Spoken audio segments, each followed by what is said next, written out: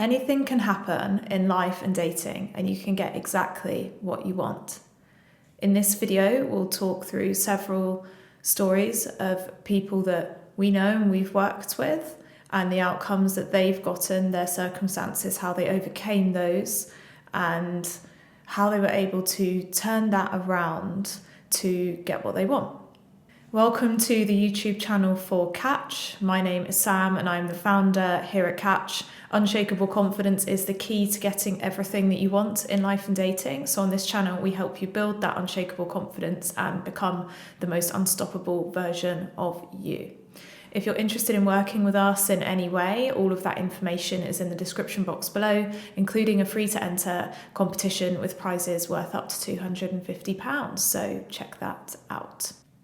So let's start with a few stories, and these are all people that I know personally, so I know a bit about their stories and the background, what happened, and how they ended up with the outcome that they wanted. And then we'll look at what did these stories have in common, and then how can we replicate that and get what we want as well. So the first story was about a couple, and these are all romantic relationship-based examples. So the first example was a couple who, when they first met, they had both just gotten out of relationships. They started dating quite casually and did so for several weeks until they had a conversation and said that where do we want this to go, and decided that neither of them wanted it to go anywhere, so they went their own separate ways. But they lived in the same area and so kept coming across each other. They both ended up actually getting back with their exes and doing so for 1 to 3 months for each of them. Both got back with their exes, both didn't work, both broke up again, and then several weeks later they bumped into each other on a night out with friends, got talking, realised that they had both really liked each other when they were dating casually, decided to start dating again, but this time it became a lot more serious, and now they are married and got two kids, living together, etc. The whole dream. So that was the first story. Even both got back with their exes and still managed to end up together. And fun fact, in the time they were single, they both found each other on a dating app and both rejected each other as well. So even the initial bit of the initial interaction didn't go positively or didn't show that they were interested in each other. So that was story one. The second story is a couple who met through work and started dating. At the start, it was more of a situationship, and they both said, well, one of them more said, actually, I just want something casual, but they were spending pretty much every day together, but they weren't official and they were still dating other people. And that situation continued for close to 18 months where they were pretending to be casual and everybody in their life was saying, you're definitely together, you definitely have strong feelings for each other.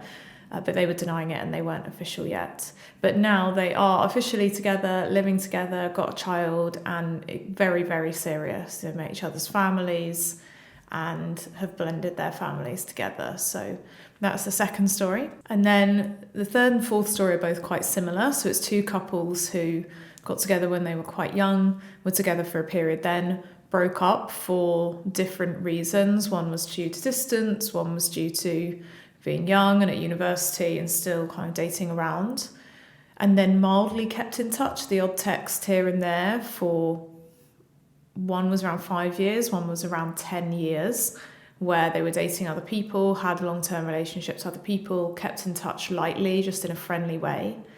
And then within the last couple of years, both of these couples got back in touch and said, look, I haven't been able to find anybody else like you. I want to try again, and both started seeing those individuals and getting back together.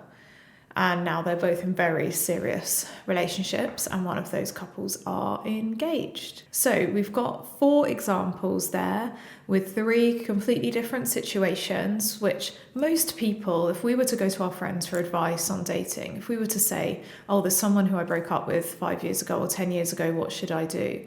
Many people in our lives would say, oh, don't bother trying to get back with them. It's in the past. It didn't work out for a reason. You know, people don't change.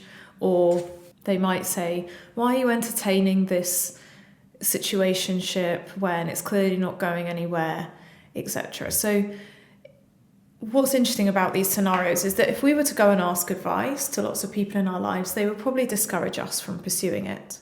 But what was common in all of these scenarios when speaking to the couples is a few things. One, each of the people in these couples, or at least one per couple, just knew at some level or had decided at some level that the other person was the one for them.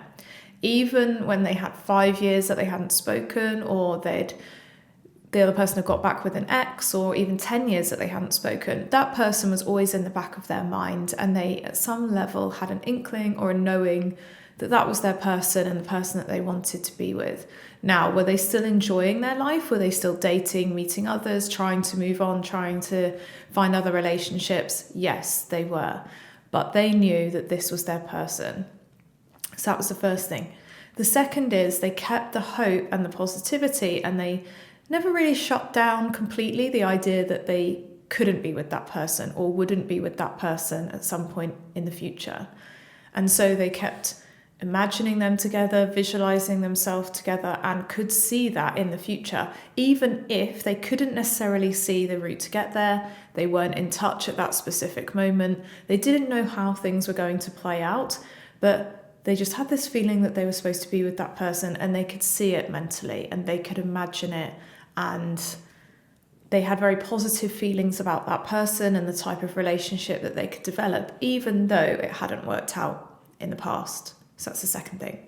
And the third common trait is that they were open. So when they started interacting with that person again, even though things had been difficult in the past, they were open to hearing that person out. They were open to talking through what had happened previously. And they were also open to the person having changed or grown up or moved on or made a mistake in the past and maybe weren't fully aware of their emotions or didn't want to accept their emotions. And now they might be in a place where that's moved on. So they gave the person grace. They allowed for the possibility of that person having grown and developed, and the same for themselves. And they often, when I spoke to these individuals, acknowledged the part they had played in the breakdown of the prior relationship by maybe not being vulnerable or emotionally available or communicating their feelings, or maybe being the opposite, being too clingy and depending too much on this person for approval. So they were open.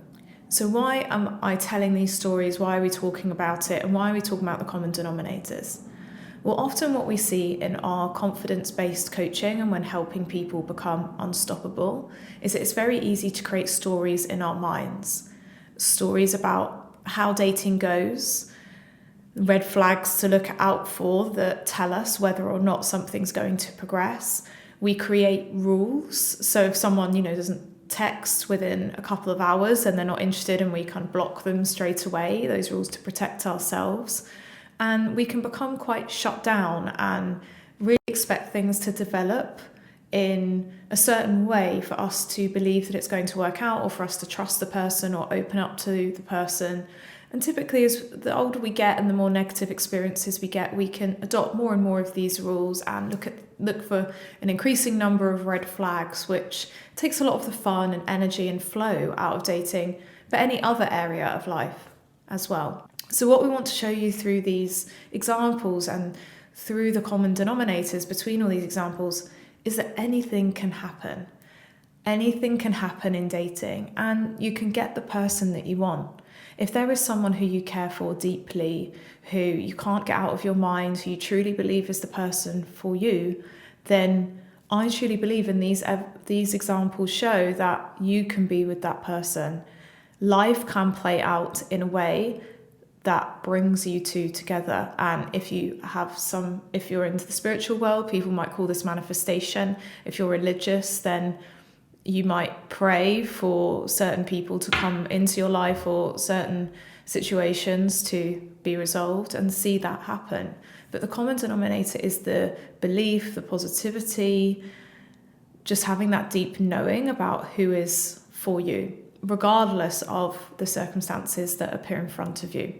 So what we want to encourage is, if there's someone that lights you up, that you don't give up on yourself and you don't give up on the kind of life that you want and the outcomes that you want, whether that's romantic or otherwise, and that you let yourself have a bit of fun along the way and enjoy what's in the present, but also believe that you can have exactly what you want, or all the things you're experiencing now are leading you towards that relationship or that job or that career or those friendships that are what you truly want. And maybe the difficulties or what you're learning now is what is going to help that outcome or that relationship materialize and sustain in the future.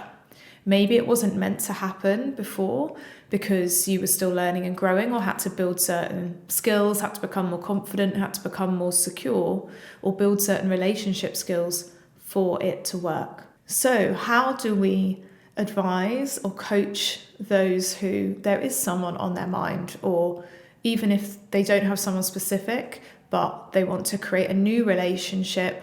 How would we advise them to approach that confidently and get the outcome that they want? Well, it is the common denominators that we talked about earlier on in this video. Firstly, having a deep knowing, so cultivating a knowing that something is for you, whether that's a relationship, whether it's living in a certain place, having a certain job, having a certain career. Keep focused on the outcome that you want and believe in it. And that comes on to point 2. Keep believing in it, imagining it, picturing yourself doing that thing. Imagine what it would be like and the version of you that would be in that scenario, in that relationship, in that job, in that career, in that country. How would that person be acting or behaving? What characteristics would they have? How confident would that version of you be? What behaviours would they have? How would you show up in different situations, in the job, with new people, in the relationship? What would the relationship dynamics be like? What things would you do together? Where would you live? What would you want in the future? Really start to visualize all the details and enjoy those moments of picturing it in your mind, because we do this naturally anyway. But when we're confident, we tend to picture positive outcomes, and when we're less confident, we can picture a negative outcome. So steer your brain to picturing and visualizing what you want, the more positive outcome. And whenever you have a negative thought or a fear or a doubt, or you see those negative pictures in your mind, ask yourself what's causing you to have that doubt, and instead try and steer your brain towards the more positive visualization, or reinforce those beliefs such as, no, we are meant to be together, I can see us being together, etc. So keep that belief there. Thirdly, keep that positive and open view of the other person or the career option. Try not to hold on to any resentment from the past. Take the learnings from it, both internally and from different situations. How did you play into the situation? How might have you contributed to what happened previously? And what can you learn and do differently going forward? And what would the most happy, carefree, open version of you be like, who just knew you were going to be with this person? Because if you knew that you were meant for someone and that you would end up together and you could have that person, and you believed in that, you'd probably be quite chilled out about what's going on. You know, if they're dating someone else, if someone expresses an interest in you, or even the person that you're interested in rejects you, you would be quite relaxed about that. And it's interesting because when you speak to people who are very confident, they take rejection at face value, they accept it, they take it on the chin, but they just believe that the situation is going to turn itself around. And it's interesting, when I spoke to some of these couples, that's essentially what they said. They said, well, I knew that I was going to end up with this person, so it didn't matter to me that we weren't together at that exact moment. Or, yes, we were in a situationship and not official at that exact moment, but I was just enjoying my time with them, spending time with them. So if they ever said they didn't want to spend time with me or they didn't want to be official, you know, that individual just said, yep, that's fine, no problem, because they had enough self-respect to say, I'm choosing to spend time with you and enjoy this situationship even without the commitment. So I get to make that choice. But if you say to me that you don't want to spend time with me, that's cool. Go and do your thing. And they were so confident and centered in their own value that the other person's behavior didn't matter. And they knew that they would end up with that person. And so it ended up happening. So keep the beliefs. And you can call it being delusional, you can call it being Delulu, but keep that confident version of you, have fun, enjoy the process, develop that deep inner knowing that you're meant to be with that person, you're going to be with that person.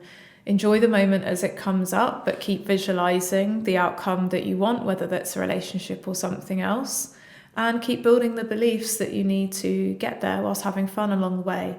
And I can assure you that you will start to see not only you move closer to the outcome that you want and maybe the person that you want, but you'll notice that you have more fun dating and attract more people as well, because you're just being carefree, enjoying yourself. Someone else's behavior doesn't reflect on how confident you are in yourself.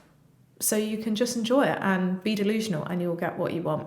And the final little piece of advice that I would give you, or bit of evidence that I would give you for this, is imagine or remember what it's like when you know that someone is very interested in you, but you're not as interested in them, or you're quite detached from them. So you're not attached to them being interested, you're not worried about it.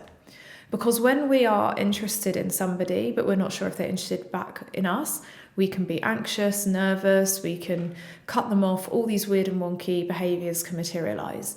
But when we're feeling confident and we know someone else is really into us, or we just know that job is ours, or we're very secure in a friendship or a family relationship, we don't stress about it. And that's even if we see negative indicators or circumstances. So if there's someone who you know is really into you and they don't respond to a text message and they don't reply for a few days, how do you feel? Because often when we speak to people, they say, oh, well, I don't care if that person doesn't respond to me because I know they're really into me. So they're obviously just busy, or maybe they're playing games with me, or they don't think I'm into them, etc. So it really doesn't bother them. And we've seen this several times where someone hasn't replied, someone's been chilled about it, and then suddenly they've come back around and said, oh, actually, I was wanting you to chase me, or I was triggered and didn't want to make more effort because I didn't think you were that interested. So if you want to embody that state and embody the version of you which is that confident, that delusional, knows you're going to get the relationship that you want, just picture the version of you that I'm sure everyone watching this has been in before, where someone's been into you that maybe you're not sure about. That super confident version, embody that version of you and apply that level of confidence, detachment, unbothered energy to the person who you know you're going to be with, because you just know that they are into you. You got this. Thank you for tuning in. Thank you for liking, sharing, commenting and subscribing, and we'll see you in the next one. Bye.